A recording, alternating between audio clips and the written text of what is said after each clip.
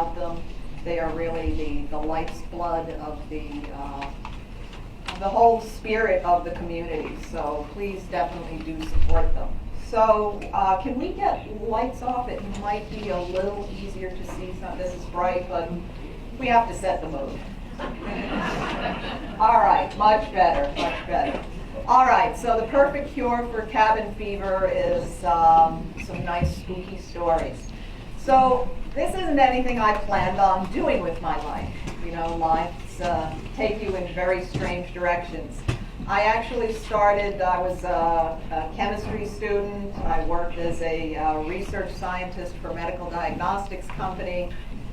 And over 20 years ago, they were closing the lab. So I said, maybe I should start writing. And I thought I'd write history, science. I somehow got into ghosts and ancient stone sites and you name it. So I just have a blast doing what I'm doing. And I hope that enthusiasm will come through. As I said, ghosts were nothing I thought I would ever do. I now have the Ghost Investigator series. I'm working on volume 14 because there is no lack of spooky stories for this area. I also have a tour book, Hudson Valley Haunts, because the number one question I'm asked is, can I go with you on a ghost hunt? And the number one answer is no. If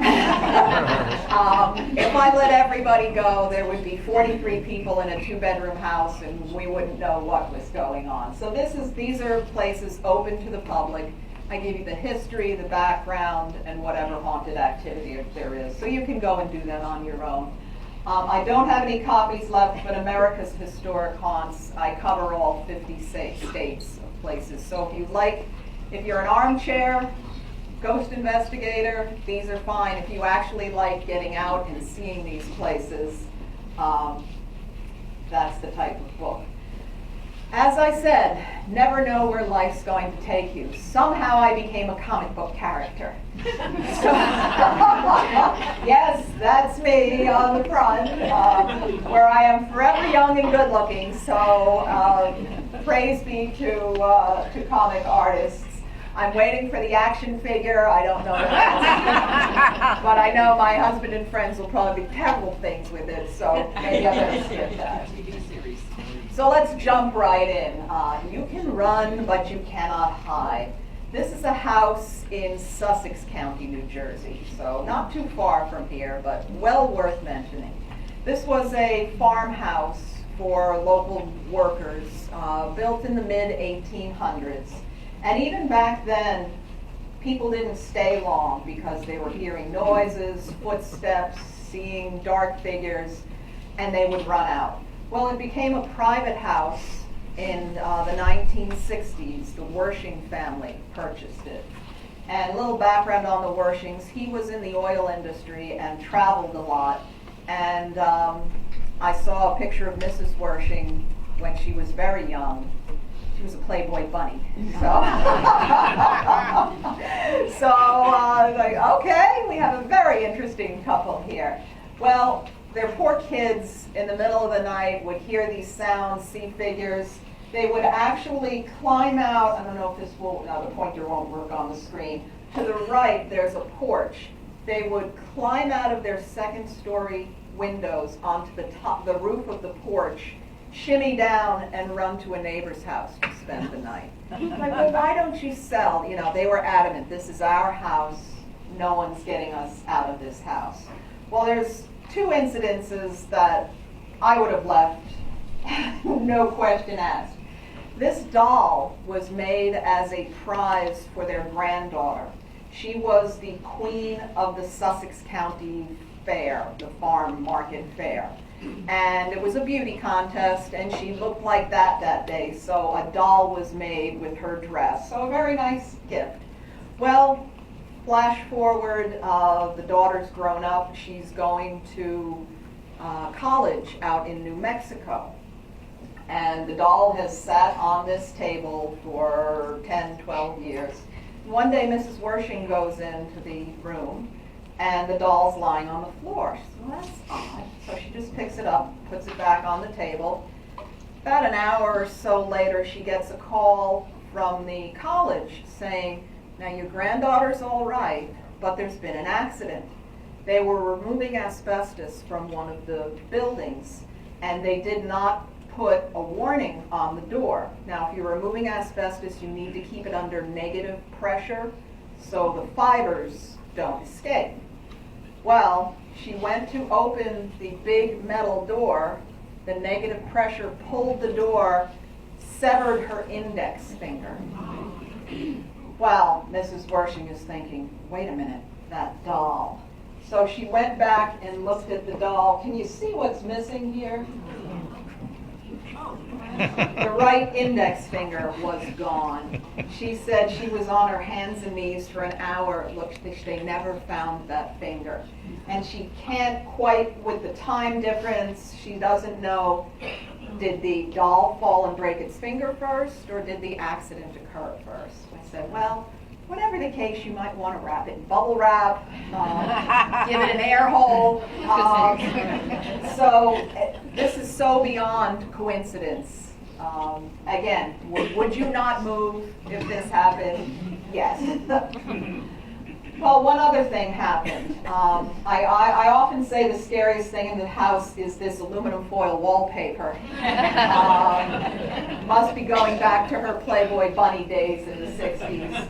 But Mr. Wershing was not only an oil executive, he fancied himself kind of an Indiana Jones. So he would go around digging up Indian burial sites and bringing home the artifacts. Now, that is not good. That is also highly illegal. And he would have a collection of skulls and funerary artifacts, really. But, well, he had recently liberated one burial site, put all the objects at home, and then he took off on a long business trip. And Mrs. Wershing, she was not in this bedroom. She was in her own bed. This is her daughter's bedroom. She was in her own bedroom. She's sound asleep at night. She wakes up. The room is icy cold. She feels something lying against her back. And she said she could even hear it breathing in her ear. And she felt back, and she said it felt like the hair of a dog. They didn't have a dog. So she jumped up, ran out, wouldn't sleep the rest of the night. The next night, she's exhausted. She asked to get some sleep. She's home all alone. She goes, I'll go into my daughter's bedroom. It won't get me here. Middle of the night, she wakes up. Same thing, icy cold. This thing is leaning against her. She goes to run out. She wants to see if she can see anything, so she turns around and looks. She doesn't see anything, but she said she hears this deep, grumbling voice say, "Found you." Oh. Well, wouldn't you like to have been a fly on the wall when Mr. Wershing came home? She made him remove every single artifact, bone. They even had to bring in a real Roman Catholic exorcist for this one. So, clue to everyone, don't disrupt grave sites, and if you find something, don't bring it home because you don't know what you're bringing home. And they're still living there to this day. Wow. So, more power to them, not for me. All right, a lot of people think being a ghost investigator, ghost hunter is exciting, it's glamorous. You deal with a lot of tragedy, trauma, heartbreak, murders, suicides. It's very sad, and it gets to you. I mean, there are often times, we get back from an investigation, and for days, your mood is affected. This was one such case which kind of ended on a nice note. This is a home in the Hudson Valley. You see, kind of in need of repair. I had gotten a call that they were seeing an elderly woman and a little boy and a little girl, a little rambunctious boy and girl. And this was going on for a couple of years. I went to investigate. We found some interesting, compelling evidence. Didn't find anything to explain why these people were there. A couple of years later, I get a desperate call. Activity's just gone crazy. My kids can't sleep. It's happening all the time. We don't know why. Can you come back up? So, sure, we'll come back up. I went with a friend of mine, Mike Warden. He's an actual police sergeant from Port Jervis. Always good to have a policeman with you on these things. And a friend of mine, Lisa Ann, who's a psychic. Now, a lot of people don't believe in psychics. A lot of people do not want a psychic in their house. They don't trust them. They were so desperate, they said, bring anybody you want. So I never told Lisa Ann where we were going or what we were possibly about to encounter. So I would just tell her I'd meet her someplace, I'd pick her up, and I threatened one time to put a white bag over her head, throw her in the back of a van, and bring her to an undisclosed location, but I didn't have to go that far. So we get here, she gets out of the car, she looks up in the upstairs attic windows, and she said, there's an elderly woman looking down on us. Okay, I didn't say anything. We go inside, she says, I hear the pitter-patter of little feet. I said, what, kids? She goes, yeah. She said, a little boy and a little girl. So we're not there 2 minutes, and she zeroed in on these two. And she kept saying, this old woman, she regrets never having children of her own. So I think that's why she's here taking care of this little boy and this little girl. So this went on for a while. We definitely heard some strange things. And we're about ready to go, and I said, why would that elderly woman who had trouble walking, why would she be up in you can see what the attic looks like. Why would she be up there? And I said, I just think there's something, this gut feeling, something we're supposed to find. So again, not very glamorous. I'm crawling around on hands and knees under rafters with, cobwebs and nails. But I find these things, a letter, a little book, and a photo, and some different things. And in the back of this book, there had been a woman who lived in the house, had kept a diary. And we went, it was just a regular book, but they used to make pages, a lot of blank pages. She used it as a diary. So we bring it down into the kitchen where we can, because it was, dark up there. And we start reading it, and this woman writes, I ain't got no one to call me mom. And she she alluded to being left at the altar, never got married, didn't know any men, and never had children. And that was it. I was in tears, everybody there was in tears.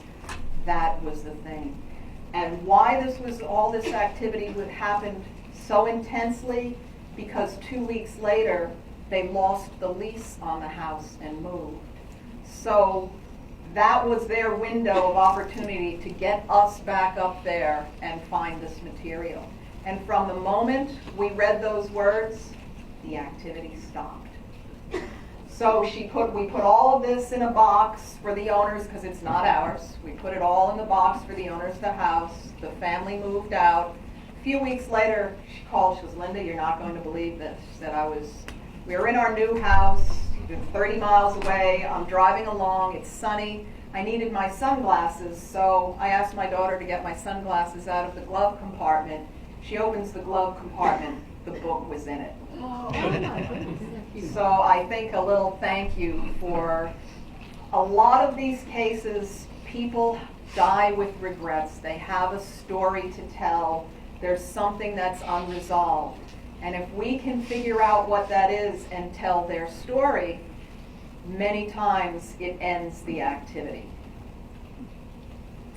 Patchett House in Montgomery, you may know it's the Wallkill River School of Art now. It began as a stagecoach stop. It was a private home of the Patchett family, who owned a mill on the Wallkill River just down the street.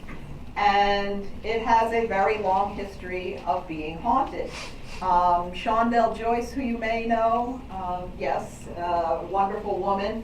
When she first started working there, doors would close, so they'd see figures. One time she's conducting an art class, and a phone is ringing. The phones that had real bells, so we all old enough to remember real bell phones, and it just kept ringing and ringing. And finally one of the students said, well, please answer that phone. She said, I will if I could find it. No one ever found, they couldn't tell where the phone was coming. No phone was hooked up. They never found this phantom phone. One of the Patchett descendants is an actual brain surgeon, real brain surgeon. So, very highly educated man. He's driving by this house one day, and in this window here, he sees his Aunt Emma standing there waving at him. That's wonderful. The house had been boarded up for 10 years, and Aunt Emma had been dead for over 20.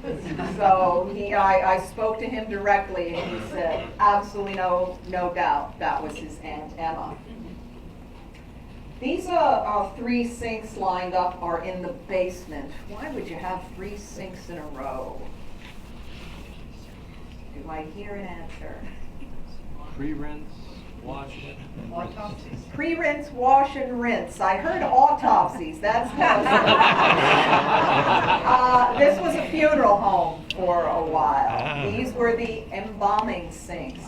You can see these pieces of wood. They would put the rack with the holes in it. They put the bodies on there to embalm. I've given tours here, and people say, "Oh, embalming sinks," and they jump up on top of them.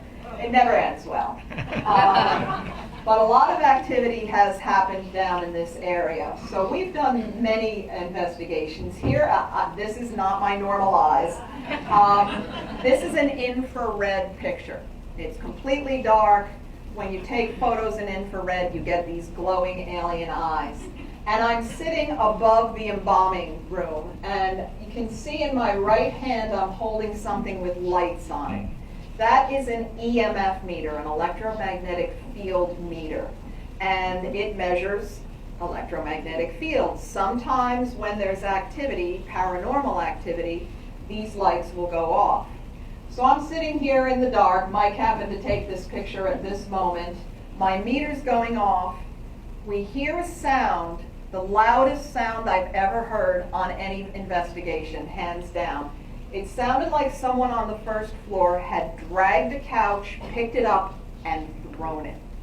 So I'm like, wow! I immediately start running down the stairs. Mike puts his arm in front of me. He's convinced someone just broke in. He's got his hand on his gun, and he's like, no, you let me go first. I said, that's probably wise. So we were behind Mike. Went downstairs. We checked every door and window, locked up tight. We were the only ones in there. So I did get the sound on my digital recorder, which is in my other hand, but we got something else.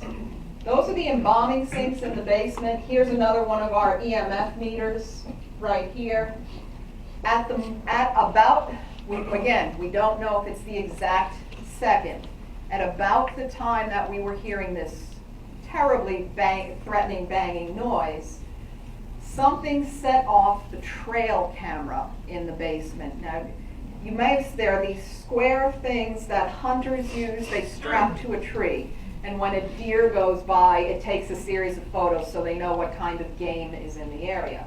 Well, these are great for ghost investigations, because if something, you set them up around and they don't go off unless something sets them off. So this goes off and takes a series of photos. So about this banging time, this went off. So something solid, a moth won't set off a trail camera. Something solid, but you don't see anything. In the next photo, something has a hold of the camera, and in the next photo, something is big enough to be shaking that camera.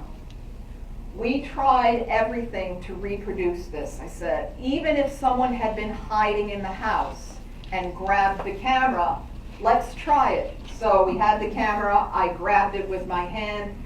My skin looks bright, bright white. You know the way my eyes glowed in infrared? My skin looked bright, bright white. You could see every single fingerprint. We tried it with black leather gloves. They look like white leather gloves.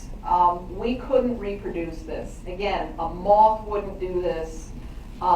We have no idea what this was.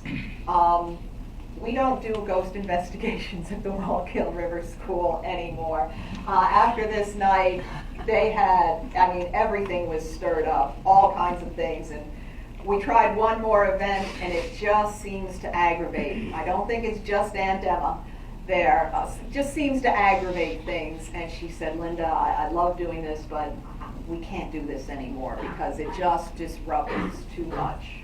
So if you want to go and take a nice art class there, feel free.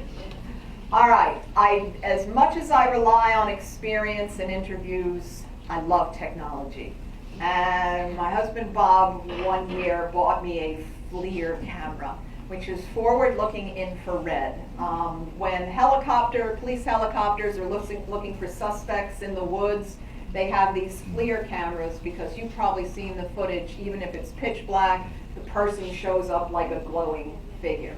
So we like to use different wavelengths to look at haunted sites. This is a site in Port Jervis. I haven't even written about this yet, so you're getting the scoop here. It's a historic home with some government offices, which probably just gave it away. But this is, there's a rectangular square staircase that spirals up to the attic. You can see what kind of shape it's in. And this is a flash photo. Now I'm in this stairwell by myself. I took this photo because I'm standing there one level down, and to me it looked like someone was leaning over the banister looking down. I'm like, is that my imagination? I saw it a couple times, so I got the FLIR camera going. This is how it looks. The blue is the darker, colder. The pink is the warmer. This is some sort of, I think it's a fire alarm or something electrical. So this is how it looked normally. When I thought I saw someone was peering over, I saved another image and got this. It's anomalous. That's all I can say. You can see this shape right where I thought it looked like somebody was leaning over looking down. That's the image I got. Again, can I say what it is? No, but it's certain. I physically saw something, and the FLIR camera saw something. And this is a warmer, and then that is very dark, so that is something very, very cold. And we have seen great temperature drops during investigations. So just throwing it out there that we may or may not have caught something there. Okay, this is another story I haven't written about yet, Port Jervis. Port Jervis has a lot of hauntings. Little boy, about 3.5 years old, had an imaginary friend in their new house. And he called her regular grandma. And regular grandma used to sit on the stairs between floors, and she was very nice, and they would talk all the time. And well, why are you calling her regular grandma? Well, because we have mommy's, grandma on mommy's side, we have grandma on daddy's side, and this is just regular grandma. To him, that was, So he kept describing her in such detail. They talked to the former owners, which were these brothers. And they said, well, our mother died in that house, and she used to sit, that was her favorite spot, sitting on those stairs. Okay, so they got a collection of photos. Again, you never say, is this the woman you saw? You put a bunch of photos out and let him. So they had a coffee table, they showed me a coffee table full of photos, all these people. And little boy walks up, there's regular grandma. That was her. So why was regular grandma there? They couldn't figure it out. And this went on for a while, and the activity kept growing. Well, one of the brothers finally realizes, our mother was cremated, and she had asked to be scattered, and we forgot to scatter her ashes. She's still sitting in the closet at home. So they finally had the ceremony she had requested, scattered her ashes where she had requested. Regular grandma hasn't been back. So when a loved one gives you some last wishes, you might want to honor them, or they might haunt you, or the people who buy the next house. All right, the Peach Grove Inn in Warwick. Anyone ever been there? It's a beautiful location. I think it was 18 years ago, went there for, they had a tea. We went there for my birthday, my husband and I and some friends. And of course, I couldn't help myself, midst of tea. Do you have any ghosts here? And next thing I know, the owners are sitting down at our table telling us about all these stories. They were seeing people, well, guests were seeing people, their daughter was seeing people. Before it was a bed and breakfast, there's bedrooms upstairs, and the window to the right of the porch was a bedroom for the son and daughter of the owner. And one night, the father upstairs hears this terrible row going on, this man and woman screaming at each other. So he comes downstairs, and the parlor doors on the left are closed, and this man and woman are screaming at each other, and he's like, I never heard my son and daughter-in-law, because I'm not sticking my nose in. And he went upstairs and he heard a door slam, and running down the porch and out to the left is a woman in like a 1860s gown. He's like, I don't want to know what they're doing. You know, this is too bizarre. But the next morning, he can't help himself. He says to his son, what were you two doing last night? What are you talking about? I heard the argument. I saw your wife run off. And he's like, Dad, you're nuts. He said, we went to bed early. We didn't hear a thing. So this is just one of the things that happened. Upstairs, this is the bedroom. If you're looking at the front of the house to the left, many guests have reported the smell of fresh flowers, an intense smell of fresh flowers in here, even in the middle of winter when there aren't any flowers. There's a room in the back where several women have said they've woken up in the middle of the night, felt like someone was kissing them on their cheek.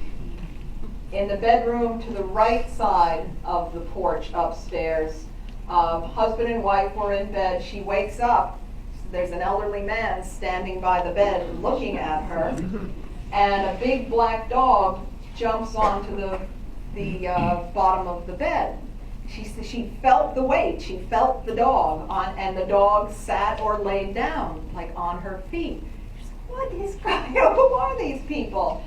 The dog jumps down, disappears, and the man disappears. So she didn't say anything the next morning. Finally, her kids told her when she got home, you have to say something. So she wrote a letter. So the owners at the time, John and Lucy, they're like, what do we do with this? So they found a former owner, and they said, look, this woman's probably crazy. She was dreaming, whatever. So tell us the story. They said, oh, I know the name of that guy. And give me a moment, I'll make a call and get you the name of that dog. Because that was a common occurrence. That had happened for generations there. An old man and his dog, which is kind of nice to think the man and his dog I'm a big dog lover, so that they're still together. But nothing ever terrible or threatening happens here, but it's, obviously startling if you wake up in the middle of the night and someone's looking at you.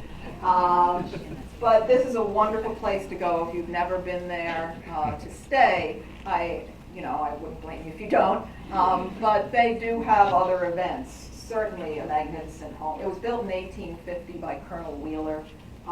Magnificent home. All right, I had promised a battlefield. Fort Montgomery battlefield, which you probably all know where that is. That's the Bear Mountain Bridge there, and this is one of the gun emplacements. When they first built the new visitor center 10, 15 years ago, I immediately started getting calls. Do you hear what's going on?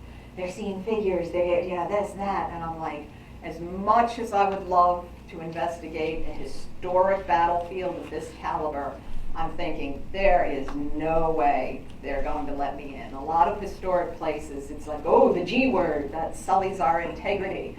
Um, 2 weeks later, Fort Montgomery calls me. We're having a lot of activity. Could you come by? And I'm like, yes.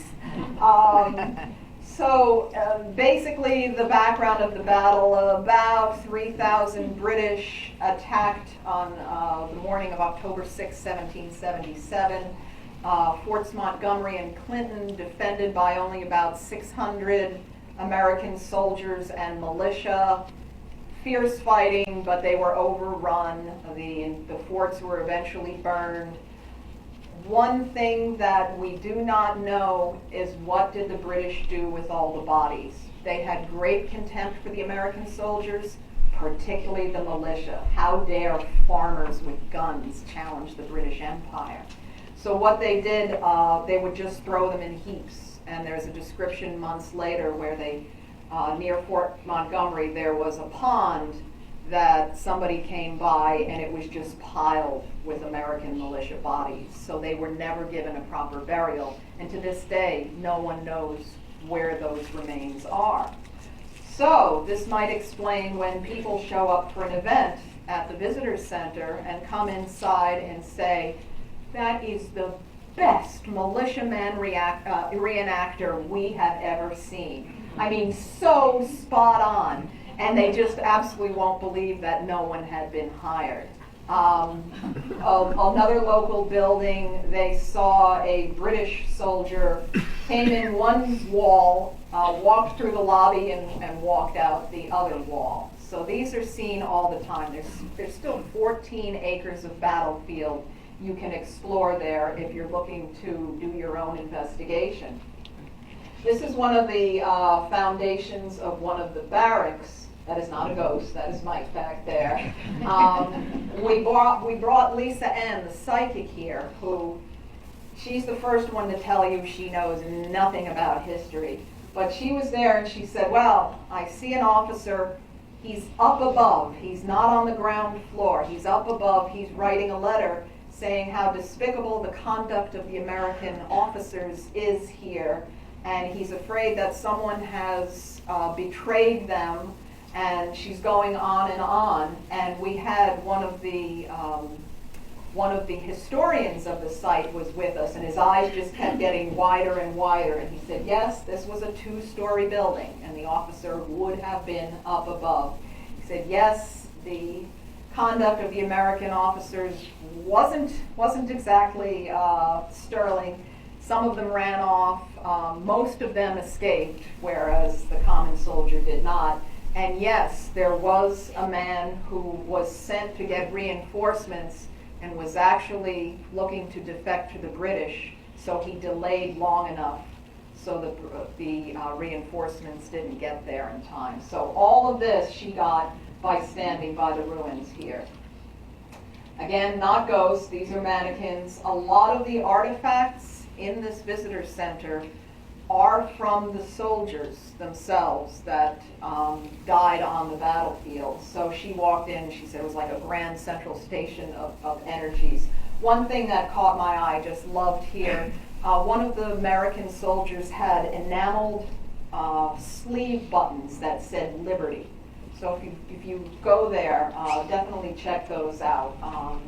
Again, that's what this man was wearing, fighting for our country when he died.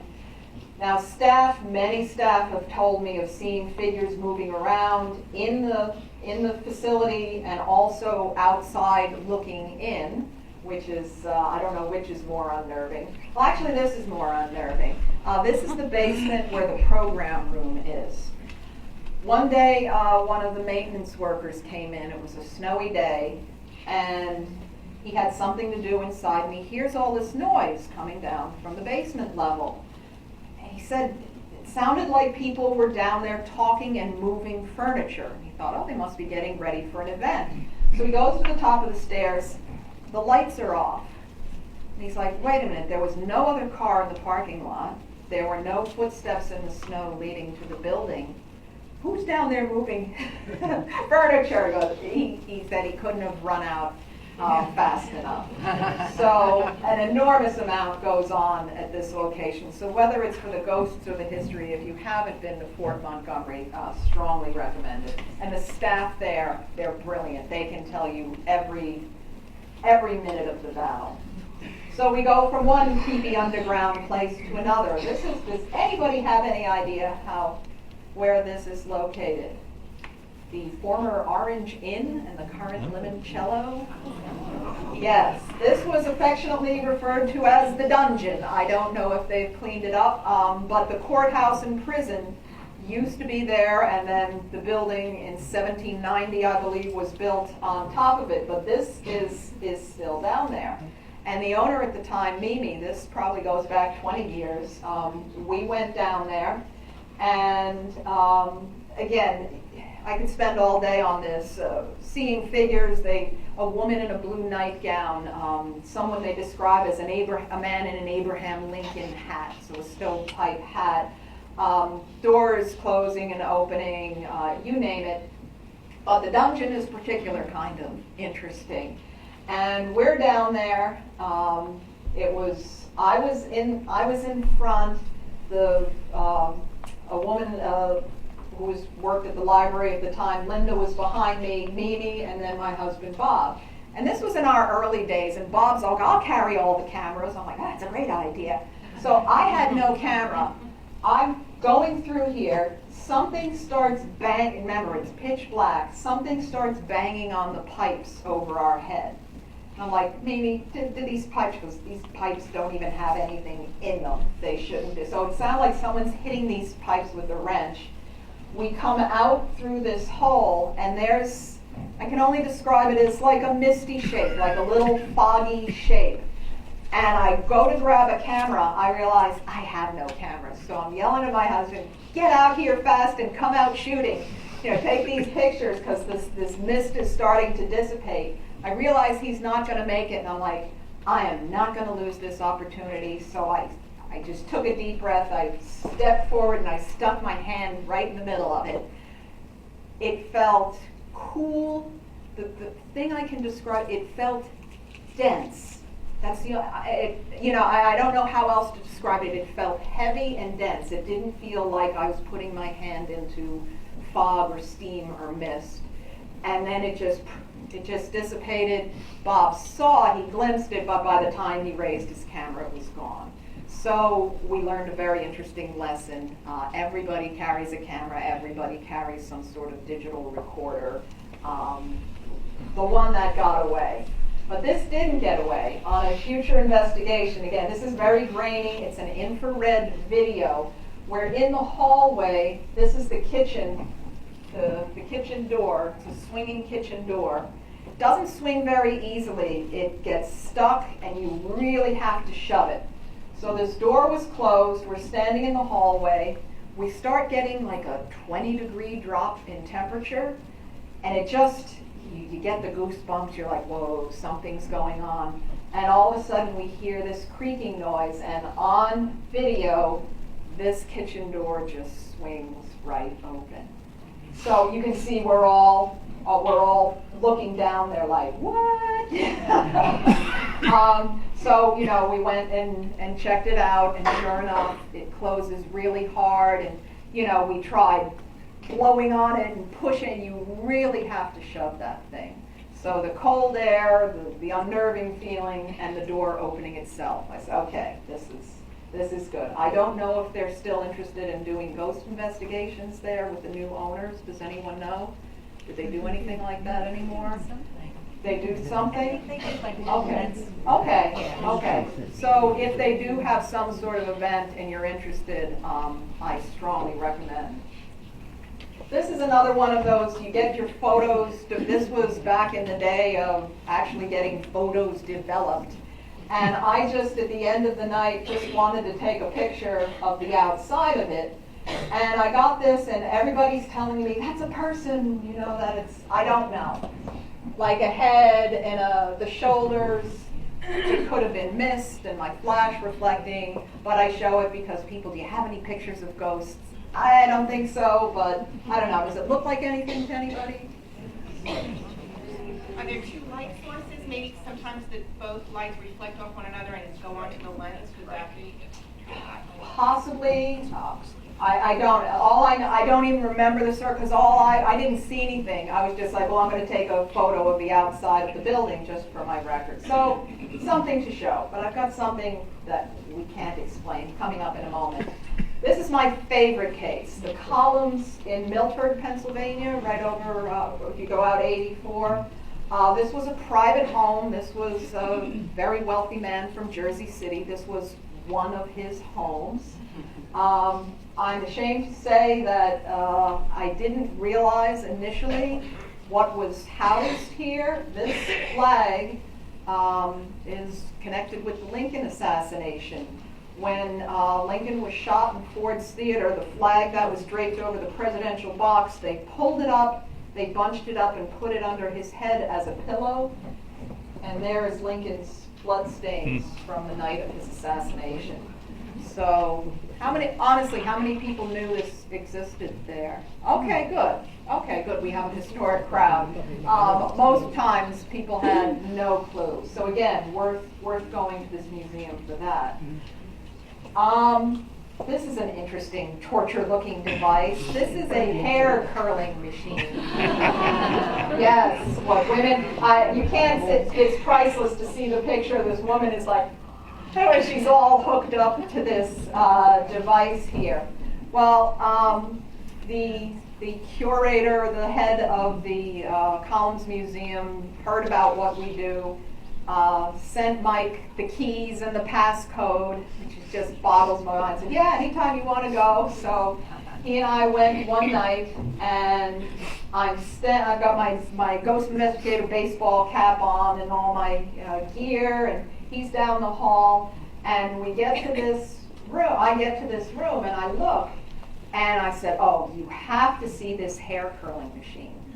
As I said, hair, a finger went up the back of my baseball cap, I swear to God, and started going like this. And I just froze, and he's looking at me, goes, what's wrong? I said, did I lean up against a coat rack? Is there, a hanging plant? I said, what is, because there's nothing behind you. And I just got the image. I'm not a psychic, but you do a couple of hundred of these, things come to you. I got the image of this woman with upswept hair and a puffy sleeved shirt, and I said, she just knows who I am. She just read me like a book. I just had that creepy feeling. So we're going up the staircase, and at the banister there, you see I'm stopped because I picture her right there. I was like, she's right there. I don't even want to go by her. She was the most conscious and interactive ghost spirit, whatever you want to call it. She was so in your face. It was remarkable. And I think she stands right about here. So here I am later on in the night. I've got my back up against the wall because I don't even want to be within reach of this one. I'm just staring at that location. A couple of minutes after this photo was taken, I hear the swishing of those, what was it, crinoline? The old times you hear swish, swish, swish. And I hear it on the first floor heading towards the back of the museum. And I said to Mike, there's something she wants me to find. I had that feeling. I said, I absolutely know it. She knows who I am, and there's something she wants me to find. So I go running after the sound. Mike goes running after me. Again, place is dark. And the sound ends up in an office. I was so disappointed. I said, what is she going to do, send me a fax? And he said, well, what about those? You see all the file cabinets. I said, that could take me 10 years to go. I said, all right, I'll try. So I am so engrossed at this point. I go over, I open a drawer, I pull out some, and I'm crouched on the floor, and Mike says, Linda, you look like a burglar. He said, we could turn on the lights, and you could sit at the desk. I was just so in, all right. So I'm flipping through, and I was like, oh, well, this is interesting. Interesting websites. It's about ghost things. And it's the first one, ghostinvestigator.com. And I said, that's a great name for a website. That's my my website. And I'm like, no way. I pull out the one folder, so I hand it to Mike. He goes, you didn't read down below, did you? And I said, no. Spelled incorrectly, but Linda Zimmerman, a paranormal expert, visited the museum. I hear this sound. I think this woman is trying to tell me she knows who I am. I follow the sound. I pull out the one folder that has the one article that has my name on it. How do you even make this stuff up? I mean, just mind-boggling. So who is this woman? Talked to the historian there, and this was a Juliet Pierce, and you can see the hair upswept, the sleeves, puffy sleeves. Her husband was the man who developed the philosophy of pragmatism. Pierce, you can look him up, and he predeceased her, and she wore mourning clothes for decades, and when she died, all of her belongings were brought to the museum. Well, guess what happens when that happens? I think she came along. I did some research on her. She was known for her intense psychic abilities. She used to read people's fortunes. There's a mystery. She may have been a gypsy in Europe. There's all of this interesting background on her. But remember where I told you I thought she stood by that balcony? Well, just when I was writing this story for the book years ago, I get a call from the woman from the museum. She said, this may or may not be of interest to you. She said, we had an event, this woman was here, and she kept going in and out, and people were staying about an hour, but she was there for hours. She finally came up to me and said, you have a ghost. It's a woman with upswept hair, and she stands right at the top of that balcony, and she went through the same thing. So, strongly recommend, if you have an interest in this type of thing, to go to the Collins Museum, say hi to Juliet. The history there is wonderful as well. But my favorite, people always say, what is your favorite case? This is it, because it was so personal, and it was somebody you could track it down to. Okay, to finish off, I can't go gently on you. After all, you asked for it. You came for a ghost story. This was a somewhat modern house, probably built in the 60s. Do you know where Pomona, New York is? Okay, near the orchards there. Very, a modern-looking, didn't look like your typical haunted house. I get a call from the people who were renting it. They said, we're breaking our lease, we can't stand it. Footsteps running up and down the central spiral staircase. 2 of their dogs died really mysteriously. That's what got me. You don't mess with the dogs. Objects would come, she said, objects would literally come off a shelf, fly across the room and smash. The worst was they'd wake up in the middle of the night and there was a dark, hunched over figure leaning down, staring at them. So they had candles and religious artifacts everywhere in the house. It wasn't working. They said, we're done, we're out of here. You have, like 2 weeks to come and investigate. So I did come and investigate. This is what the living room looks like. I want you to see what it looks like in daylight. You have the couch here, the entertainment center, this kind of bizarre statue, and the 2 walls of windows with very thin curtains. So this is what it looks like in daylight. I was there obviously at night. It just seemed like someone who wanted to mess with you. We'd be upstairs, we'd hear banging downstairs. We'd go downstairs, there'd be banging upstairs. And, this little cat and mouse game is very unpleasant. Just, sometimes you walk into a room and you're like, ugh. Well, multiply that by about 10. So it's towards the end of the night. I'm packing up my gear. And I see that there's a very faint light coming through those curtains. And I see something solid blocking the light. It's moving in this direction, from this side across that wall over to here. So you don't jump to conclusions. The woman's standing behind me, and I said, maybe a truck just went by, a street light. She goes, no, we're about 100 feet back. There is no street light. She said that light is mounted here on the outside of the house. I'll never forget these words. She said, in order for something to block that light, it has to be in the room with you. Okay. So I grab my infrared camera, I just start snapping away. You know, the screens on the backs of cameras were very small back then, so it was hard to see. It wasn't until I got home and put it on the computer that I saw what was in the room with me. So this is that statue, the couch. I've sent this to at least three different, no, probably nine by now, 5 different photo experts, and they can't explain it. I'll go back again. You can see there's nothing there. Again, no coat rack, no hanging plant, nothing that should have created this dark figure. And you can see it's almost hunched back. When I showed the people renting this photo, that's it. That's what they would wake up and see, this hunched over thing staring at them. They left. As best as we can tell, the man who built this house was a really, really bad, criminally bad character. And I always say death does not improve one's personality.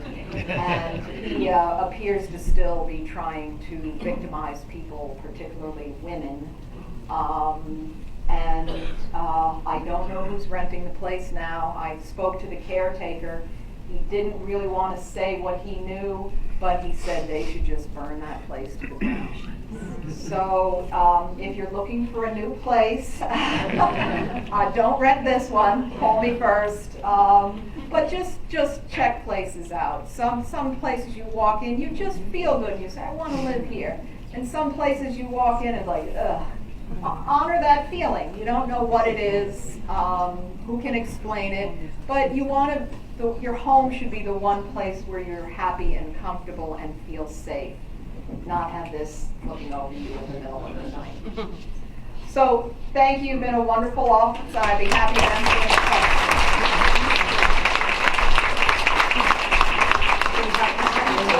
questions. We can have time, questions, or if anybody has Goshen ghost stories they'd like to share with us. I am always looking for new stories. Yes, in the back. I have a question. Do you ever feel afraid? Do I ever feel afraid? Scared out of my mind on occasions, yes. Haven't run from a site yet. I've walked rather briskly away, but yeah, you can. You know, there was an asylum up in near upstate New York, and it was just absolutely horrible. I couldn't get out of there fast enough. It's terrifying. You know, and you're in the dark and something's banging on the wall next to your head. It's startling, and yeah, it gets scary. Have you ever brought any home with you? I ever brought any home with me? I hope not. I hope not. I go through this little mental thing. You know, everybody stay here. Honestly, I get home, all the clothes go into the wash. I take a shower. I just do a mental, because a lot of people, I invite everything home. Well, you're crazy. There was a police officer. There was a factory where a man died in an accident, and he thought it would be cool to have a brick from the factory. He's a police officer. He's got it in the back of his car. He's driving across the Newburgh Beacon Bridge, and he looks in his rearview mirror, and there's a guy sitting in his. This cop stops his car in the middle of the bridge, takes the brick and throws it in the river. So he learned his lesson. Just don't invite things or bring them home. We all have enough to worry about without bringing these things home. Your investigations always seem to be at night. Is that only when the paranormal activity happens? Does it ever happen during the day? Yeah, I should have pointed out the one with the woman who I ain't got no one to call me mom. That was during the morning. It was an early morning one. A lot of things happen at night, maybe because things are quieter, I don't know. But one of the best daytime stories was at Oak Hill Cemetery in Nyack, across from Nyack Hospital. The caretaker saw the woman in broad daylight, bright sunny spring day, walking from her grave and just disappearing. Yeah, so anytime, yes. Have you ever gone to the Middletown psych center? I have not, I came this close to getting permission, but have not.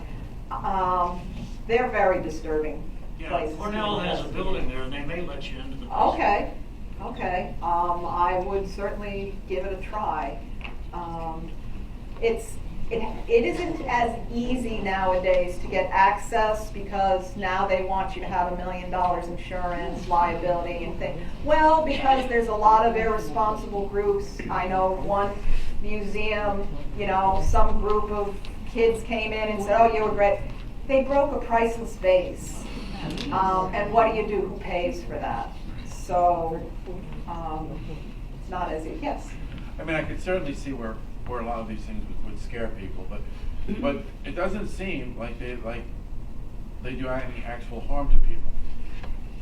99% of the time, no. But I think scaring you in your own home. There was a guy in Warwick. He ran out of the house in the middle of the night in his underwear. He would never go back into his own home. He never would tell me what happened. He still to this day won't tell me, but he just wouldn't. So that's harm in it, maybe inadvertent harm.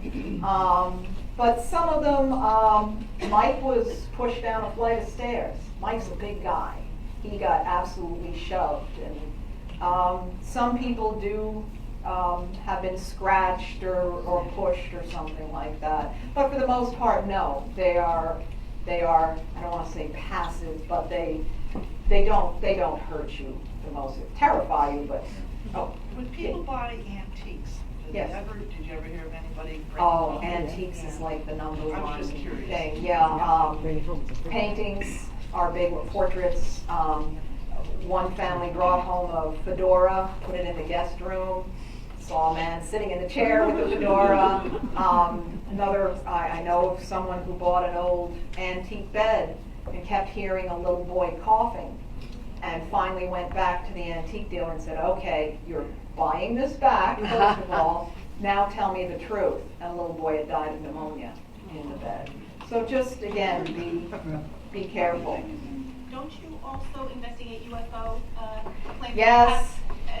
It's an incident that's unexplainable that I witnessed. Nothing dramatic, but Yeah. I just wondered if you did that as well. How I got, again, trust me, I never planned on doing that. I would give a ghost lecture such as this, and often 2, 3, 4 people would come up to me and start telling me their UFO story. I'd be like, why are you telling me this? Did you see what I was just talking about? He said, no, this is a story you need to tell. So that's another bizarre aspect of the Hudson Valley. Tens of thousands of people over the last couple of generations have had these. So we live in a weird and wonderful place. They may overlap as well, to be honest. Yeah, Pine Bush especially. Yes, been there, done that. Yeah? Yes. Excuse me? It looks pretty bad. Oh, it looks pretty bad. The Rusty Nail was the train station that became the restaurant. It's in bad shape, falling apart. I was there many years ago, but it's a very long story. But yes, one of my most unbelievable things happened there. And many people see, I was there with the local fire department has a ghost hunting group. And we were there and we just saw, from upstairs, we saw a set of legs. You couldn't see the whole person, just walk right by on the next floor. And we're like, what the heck? Who else is here? So, all these big firemen, they go running upstairs to apprehend whoever this is. There's nobody there. But we were there with the radio station. We were there with MJ from who used to be a journalist. Did a story there. Yeah, that was extremely active. I would not go in there now. I don't think floors were already starting to deteriorate. So, yes, The Old North Church graveyard in Newburgh. I have not been I there. had a personal experience there myself. Okay, would you? It's right down from Washington's headquarters. I'm a fence contractor, and I was told to go there by the maintenance company who runs the graveyard. I took out a wheel to measure the line of fence that they wanted me to measure. And I had parked the car, they told me how to get in there, I went in with the car, opened the door, left the door open, went over and I measured with a wheel. I took the wheel out, I started measuring on top of the hill where they wanted the fence to go. I packed the wheel up, I'm packing the wheel up, I'm walking away, and I tucked the wheel underneath my left arm. And I have a paper, my book, that I'm writing the measurements down. As I'm walking up the hill toward my car, something hits the back of my wheel in the opposite direction. If I was going to hit the wheel going up the hill, it would spin this way. Right. Okay? It hit it in the opposite direction. Freaked out. Before this, you couldn't talk to me about ghosts, and I wonder how many people here have had any type of ghost encounters, but I ran back to my car, but I didn't run, I took quick. That's what we like to tell ourselves. As We I walk got in my briskly. car, I went to go over and close the door, and the door slammed. Oh, and good riddance to you, apparently. I had talked to somebody who lost a daughter in a ski accident about 16 years ago in Wyndham. And they have, their daughter visits them in their house. And sitting down to dinner with them, I told them my story. And she goes, well, there's certain different encounters, and I'm sure you've encountered them yourself, where a ghost actually touches you. There's certain increments of how they get in touch with people. And they said that when someone touches you, ghost touches you, that's probably about the closest thing in an encounter you could have with a ghost, other than them talking to you. Right. But that's a personal experience. The Old North Church. All Great good. North. Excellent. Thank you. Thank you for sharing that. I believe in Yes. ghosts. The question is, did you put the fence up? Yeah, no. Still isn't there. Good for you. Thank you. We live in Chester. We bought a house in Chester, and we lived in this house, I don't know, a few years we lived in that. And I kept walking around going, there's somebody smoking, there's somebody smoking, there's somebody smoking. We'd walk around the house, walk around the house, walk around the house. Nothing. And it was a cigar. It smelled cigar. Okay. We had a yard sale, and this elderly woman came to the house, and she starts talking about the house, that her grandparents lived in this house, they were Polish, and she gave me all these stories. So we said, do you want to come in the house and see the differences in the house? She ends up, no questions for me, nothing, ends up telling us how Grandpa, sitting at the table, smoking a cigar, dropped dead sitting there. Oh, yeah. So now, when we smell the cigar, we walk around and say something, I'm Polish. I walk around and go, Polski Grandpa, enough. Good for you. Very good. Good. Yeah, that I hear that type of thing all the time. When you understand what it is and you address it, that's it.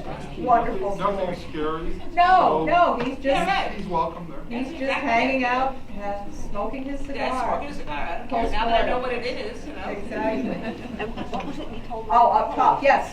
In English, what was that? Polski Grandpa? Polski is supposed to be Oh. cemetery in Port Jervis, just over the bridge up of one. Laurel Grove. Laurel Grove, yeah, it's on the left-hand side of what I was there on a walk or whatnot, and we had some experience after we felt and saw certain things and had some pictures, certain things through as far as the walk or whatnot. And that was as close as we actually got to actually really feeling something very, very intense. You felt very strong. Yeah, Laurel Grove is very active. Very active. Right, people see a woman, walking around, a little kid, and I don't know if you know the history that floods had washed away coffins on the side, and they went down as far as Philadelphia. So if people aren't resting in peace, that might be. But they've had all kinds of, we've had some intense activity there as well. So Laurel Grove Cemetery, just as you're coming into Port Jervis, it's where the two rivers meet there. Police have been called to, because of activity, and they can't find the person that's wandering around. So yeah, good place to go. Yes, I have a Goshen story. yes. We bought a house that was built in the 1800s, and it was in a little disarray, so we did a lot of fixing up. And we kept hearing of things moving and upstairs, and we were missing a few articles. My parents had met the man that had lived in the house, and he was since put in a nursing home. And I had gone to a psychic with a bunch of girlfriends, and the psychic, I didn't say anything to her, but she said, "You have a ghost protecting your house." And I said, "What?" She said, "A man walking the perimeter of the house in a fedora and a black jacket. He was born there, and he's just making sure you take care of it. And he will be comfortable and leave when he knows you will." So after a few years, he did go. Oh.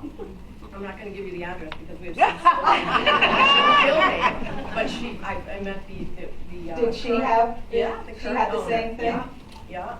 So we did a little research, and we know his name and everything. And he was born in the house and died shortly thereafter. After we bought it. But just missing things and hearing noises, but nothing bad. Right. I hear that so many times that people, when they first move in, the first Yeah. couple of months, and then it's like, okay, we've been accepted, and then there's no.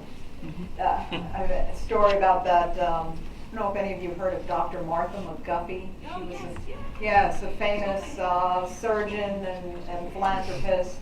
She lived on South Mountain Road in New City in this beautiful building, a house that had been built in the manner of a Scottish castle, Scottish manor house. And soon after they moved in, they were hearing noises, footsteps, and they saw a very tall man with straight white hair looking at them very sternly, and then, would just disappear. And the daughter of the man who built the house, an older woman, came by one day, and they said, we just have to ask. People keep seeing this talk. That was my dad. He was 6'6", long white hair. He loved that house so much. He's buried in the backyard, and his tombstone says, "From this place I shall never roam." And he's not. He is still, but he is nice. He, again, just wanted to make sure you are taking care of my house. Yes.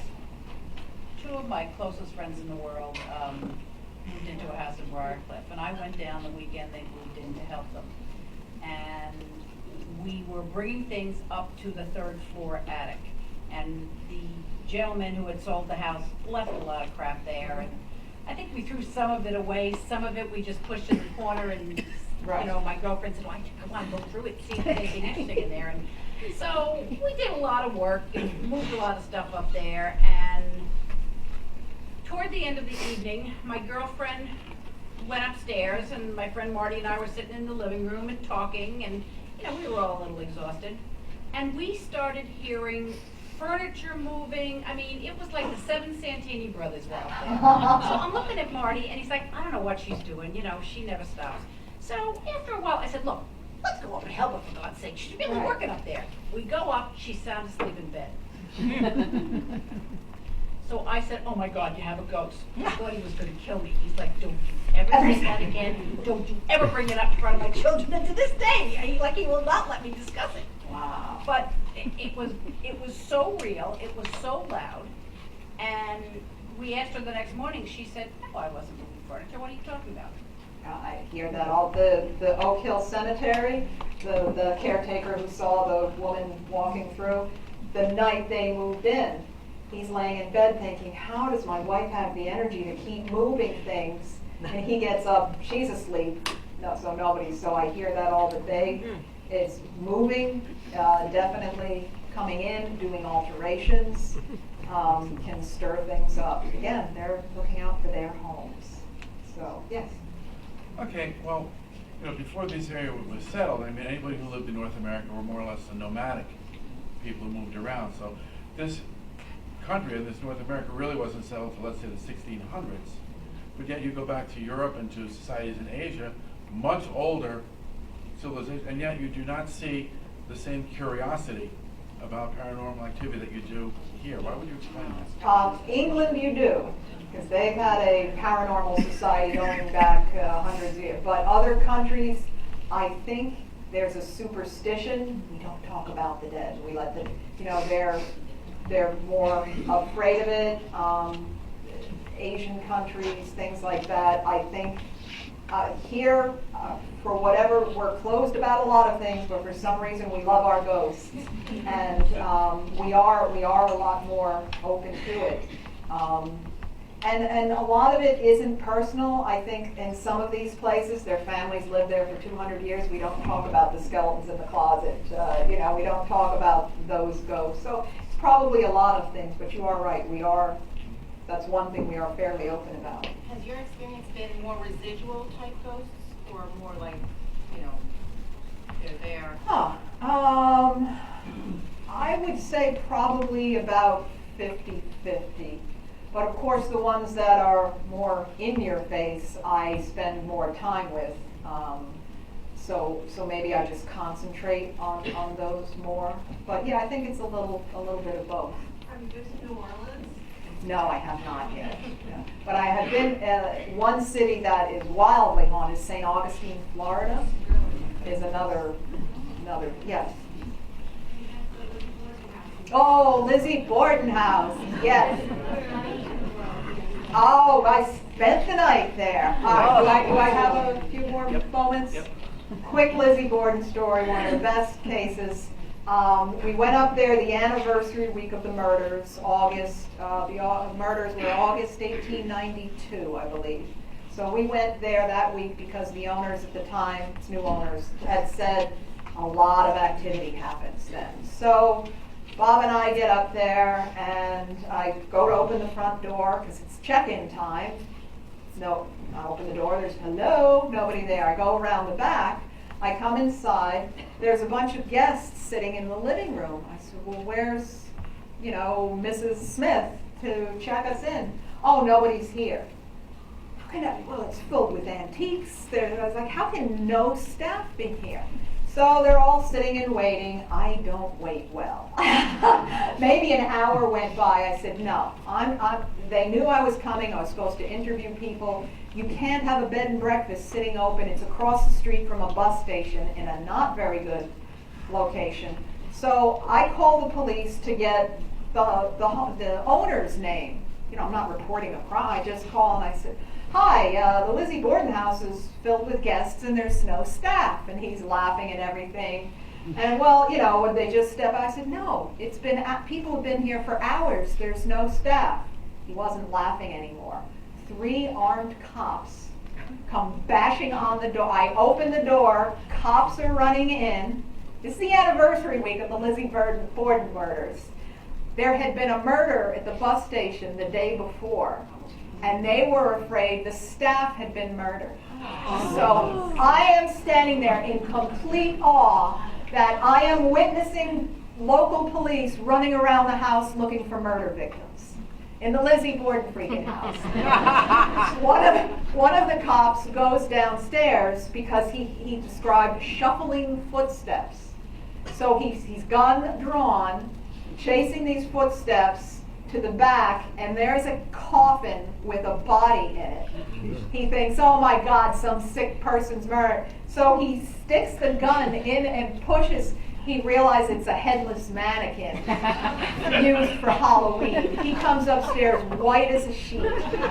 And he made the mistake of telling me the story, but he said he, honest to God, heard somebody walking around down there. Another people said they heard crying from upstairs. So people are running all over the place chasing these noises.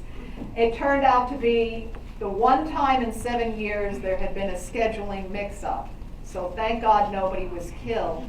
But, and then I had something, the old metal door latches. There's a bar that goes down and you have to press a lever that raises it up. I was staying upstairs. I heard hard-soled footsteps, shoes, walk up to my door, and I hear clink, and I watch the bar raise and the door open. I think someone's messing with the ghost investigators. So I do this ninja move. I jump over, yank open the door. Nobody was there, nobody was on that floor or the floor below. So one of the most wild, wild experiences. But it is a bed and breakfast. You can stay in the actual room where Lizzie Borden's stepmother was murdered. People request that room for their honeymoon.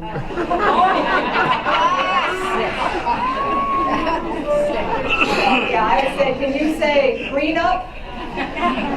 But people have run out of that room, many. It is a horrible, horrible house. But, yeah, you want to stay there. First of all, Linda, thank you very much for sharing Thank some you. of your experiences. I think it's great to get information out about paranormal and about what's going on in the area, especially the Hudson Valley haunts. I think it's good for people to recognize the history that we have around us and also some of the things that do happen around us. I'm going to share one experience that myself and my wife had. We do investigations in different locations. Captain Grant's, which is in Connecticut, up near the casino. It's a bed and breakfast, and we had the opportunity to be there all by ourselves for an entire weekend. And in fact, we had some great opportunities. They have a lot of antiques there. Just a note with antiques, yeah, things get attached to antiques pretty well, mirrors especially. So in terms of that, we went there and we actually were in the kitchen area. We were talking, sitting there and eating, and we actually heard, and this is in an area where there's not a lot of people around, we actually heard someone at the kitchen door in a very faint voice that said, "Let me in." Behind this particular location, there is also a cemetery that had been there for a while, and it was a family cemetery. Part of our investigation took us up into the attic area where we set up a camera, and there was proposed to be an individual who stayed up in the attic, and we were there for a while, and we were doing an EVP session, electronic voice phenomenon, and the camera, when we actually went back and viewed it, as we were moving, the camera actually moved to the different locations that we were at. So when I put down the video recorder, the camera actually followed my hand down and followed my hand away. It was an infrared camera during the night. And then toward the end of the actual investigation, when we went back to get the camera, as I came up the stairs and announced myself, the IR would remain on, which is a reddish blue type of light. It's definitely recognizable, and you can see it. What ended up happening when we actually viewed the videotape, as I was in the actual room and speaking, kind of thanking them for the time there, you see a black covering go across and then come off. Almost as if someone was taking their hand and putting it in front of the actual lens. Like that trail camera. Like the trail Yes. camera, absolutely. So that was very interesting that you showed that, because that's pretty much what you will Excellent. see is a darkness that occurs. Excellent, thank you. One more question, yes. Have you ever been to Horton Hospital? I hear that's haunted, or Horton- any other hospital? Horton Hospital. Yeah, the old building on Prospect Avenue. Yes, in not to investigate, I have to Okay. say. But yes, hospitals, the stories I've heard from nurses and doctors, obviously any functioning facility does not want stories of ghosts, but I get more stories that I can't use about hospitals, because obviously that's where most people pass away. So, but yeah, if you can get me into Horton or know somebody. Go to the old OR. The old OR. Horton Hospital. Okay. There's a girl that walks around, about 12 or 14 walks around there. Oh. Yeah. Okay. And the security guard won't go there. Well, again, thank you all for coming out.